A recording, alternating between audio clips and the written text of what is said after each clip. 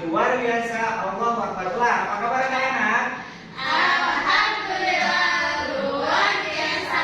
Allahu Akbar. Alhamdulillah, senang pada sehat ya. Bismillah, alhamdulillah. Allahumma sholli ala sayyidina Muhammad wa ala ali sayyidina Muhammad. Amma ba'du. Pada pertemuan hari ini, insya Allah dalam pembelajaran pendidikan agama Islam kita akan mempelajari tentang konsep terbentuknya akhlak dan perbuatan manusia. Nah, adik-adik semua ya, anak-anakku sekalian yang Bapak cintai dan Bapak banggakan, apa itu akhlak? Ada yang tahu nggak? Ada yang tahu nggak? Apa akhlak? Sifat yang tertanam pada diri manusia. Oke, sifat yang tertanam pada manusia. Namanya siapa? Syifa, pintar. Selanjutnya, siapa yang mau ini mendefinisikan tentang akhlak? Ada lagi? Oke, kita bahas ya. Bahwa akhlak itu secara bahasa atau secara etimologis berasal dari bahasa Arab, dari kata khuluq yang artinya budi pekerti atau kebiasaan. Nah, sedangkan secara istilah atau secara terminologis bahwa akhlak itu ini menurut Imam Al-Ghazali, akhlak itu sifat yang tertanam dalam jiwa manusia yang dapat melahirkan suatu perbuatan yang gampang dilakukan tanpa melalui pemikiran dan pertimbangan terlebih dahulu. Nah, maksudnya gimana? Contohnya, saudari Syifa, adik Syifa sudah tertanam ya dalam jiwanya itu sifat jujur. Nah, sedangkan misalnya Agisa di dalam dirinya ada sifat kebohongan, sering berbohong. Contoh, saudari Syifa dan saudari Agisa menemui Raffi Pasha, memergoki Raffi Pasha yang sedang ini mengkonsumsi obat-obatan yang terlarang. Dipergoklah contohnya. Lalu kata Raffi Pasha, Syifa, Agisa, jangan laporin saya ke polisi ya, bahwa saya mengkonsumsi bahan obat-obatan yang terlarang ini. Nah, kalau kalian laporkan, saya akan bunuh kalian. Misalnya, nah, ketika Syifa sudah merugi Raffi Pasha, kata Raffi Pasha, diancam nih Syifa dan Agisa ini, jangan laporkan saya ke polisi. Nanti kalau dilaporkan ke polisi, saya akan bunuh kalian. Nah, akan tetapi karena Syifa ini dalam jiwanya terdapat kejujuran yang tinggi, dia langsung lari ke Kapolsek misalnya, melaporkan, Pak, lapor, saya melihat saudara Raffi Pasha mengkonsumsi obat-obatan yang terlarang. Nah, kata Agisa, bohong, Syifa itu perkataan yang bohong, karena saya melihat dengan kepala mata sendiri bahwa Raffi Pasha tidak mengkonsumsi obat-obatan yang terlarang. Nah, ketika itu Bapak polisi mengecek Raffi Pasha, mengecek sekeliling lokasinya dan ternyata menemukannya. Nah, dari situ berarti yang berbohong siapa? Agisa. Karena kenapa? Karena dia takut akan diancam dibunuh oleh Raffi Pasha. Sedangkan saudari Syifa itu selamat. Kenapa? Jujur dia. Nah, begitu ini merupakan bahwa akhlak itulah sifat yang tertanam dalam jiwa manusia yang dapat melakukan suatu perbuatan yang gampang dilakukan tanpa melalui proses pemikiran yang panjang tanpa dipikirkan terlebih dahulu gitu. Jadi spontan langsung berbuat baik karena sudah ada dalam jiwanya itu perbuatan yang tertanam gitu. Baik anak-anak, tadi kan sudah dijelaskan ya tentang pengertian akhlak. Nah, sekarang proses terbentuknya akhlak pada manusia. Bahwa proses terbentuknya akhlak pada manusia itu dimulai dari fitrah, yaitu kondisi di mana manusia itu cenderung kepada kebaikan. Maksudnya apa? Contohnya, saudari Yusrin ini sedang kepepet, butuh uang lah. Buat beli apa? Buat beli skincare. Tapi caranya itu loh yang salah. Yusrin melakukan apa? Jadinya maling misalnya. Mencuri kemana? Ke tokonya. Mencuri ke tokonya untuk bisa mendapatkan skincare. Tapi pasti di dalam hati nuraninya Yusrin pasti dia akan merasa bersalah. Mau seburuk apapun manusia, ketika melakukan kesalahan, pasti dalam hati nuraninya, oh ini salah, ini tidak baik. Dia sadar, karena kenapa? Karena itu fitrahnya manusia, cenderung kepada kebaikan.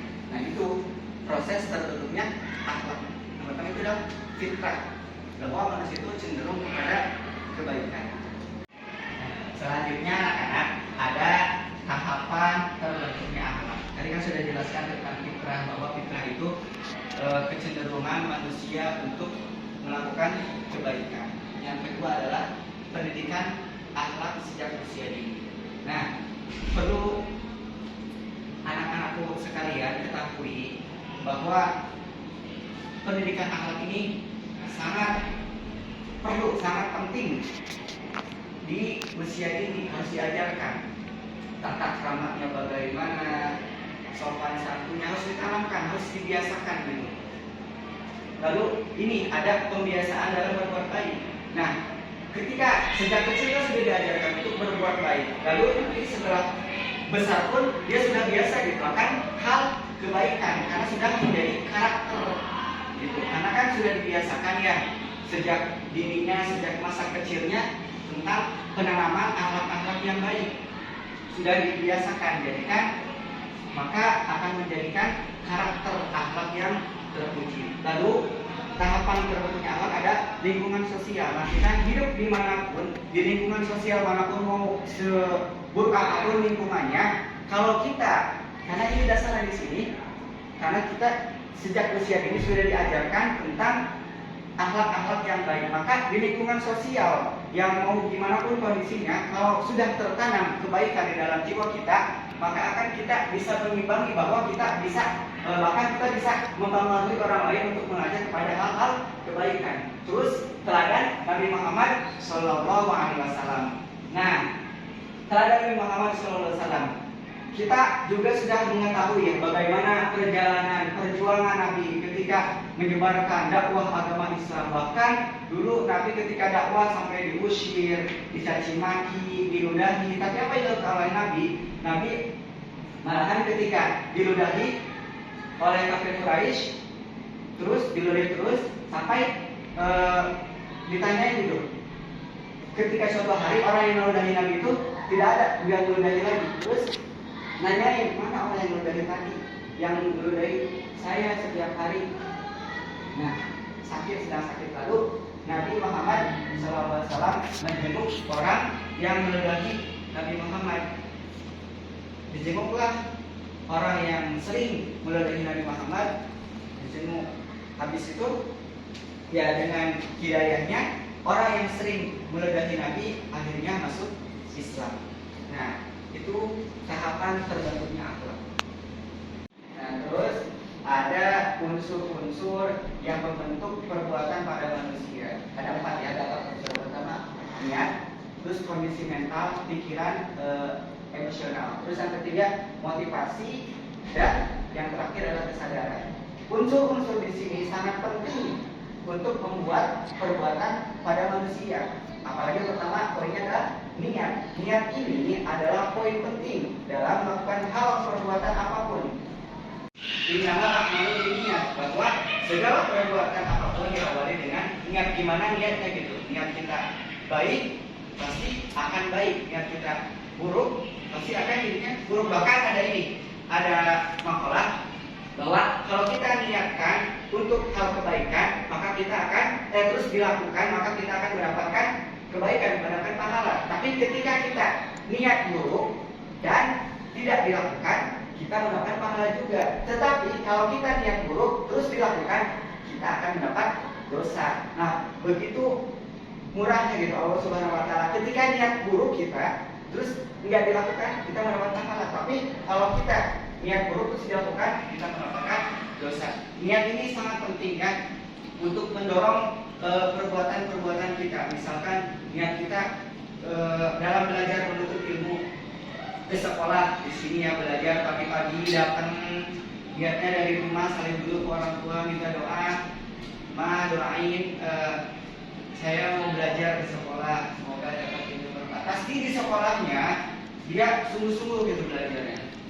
Terus kondisi mental, pikiran dan emosional. Nah ini sangat berpengaruh sekali ya terhadap membentuk perbuatan pada manusia. Lalu kondisi mental. Nah kondisi mental ini sangat berpengaruh ya terhadap perbuatan manusia.